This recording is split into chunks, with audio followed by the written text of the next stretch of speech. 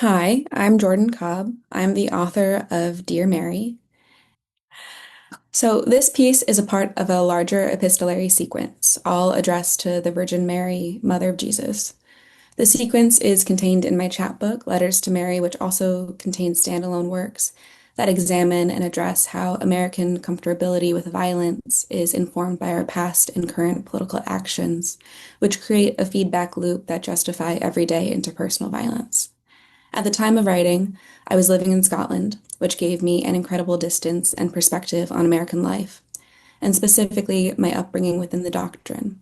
I was a military kid, very politically minded from a young age, and taught to feel a lot of shame around sex and sexuality through the lens of Christianity. This poem, Dear Mary, arose from contemplating negation. The first, the poetic negation, was inspired by a conversation with my good friend and good poet, Jasmine Gibbs. She had read a collection she'd really enjoyed and was showing me a piece from the author that worked to describe its subject as everything it wasn't. Rather than attempt to define the thing by what was present, the subject stood in relief of everything it would never be. It was like a photo negative or a marble sculpture being chipped away into the right shape. This leads into the second negation here, the social negation. The poem is about sexual violence, gender-based violence. It's about the language we use to speak about these acts and the hierarchy of these definitions. Years ago, I read Not That Bad, a collection of essays about rape culture edited by Roxane Gay.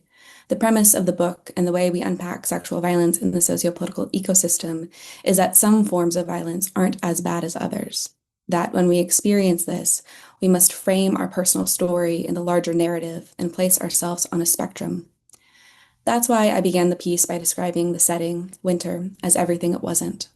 In choosing to begin with this negation, to say that it wasn't a bad winter and then describe what a bad winter would be like, it's a way of questioning the narrative of, well, maybe this wasn't that bad.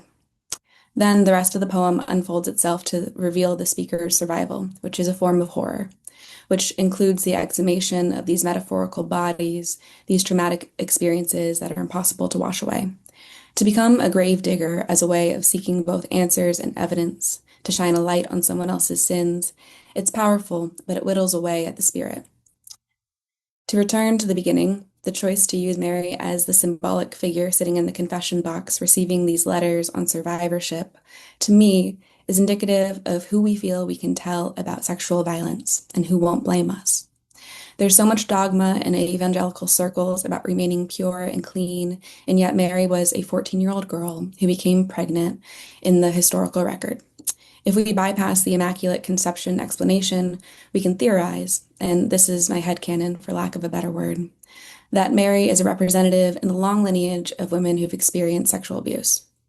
Reframing her character, defining it outside the power and voice of men, she becomes a trusted confidant because she's not about purity or rejection or moralism, but about this expansive, unconditional love.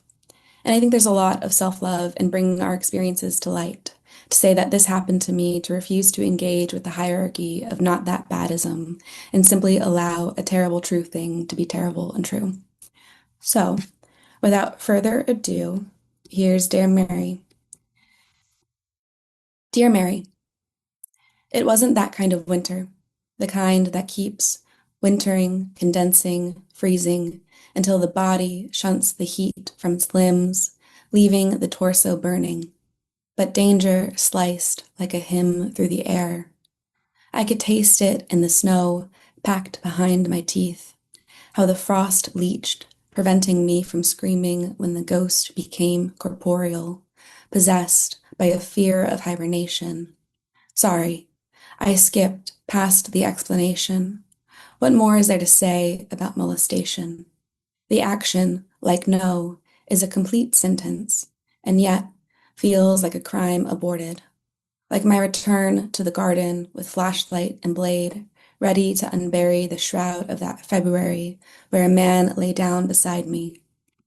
I'll trespass the earth, pierce the hoarfrost to expose the corpse for one last autopsy.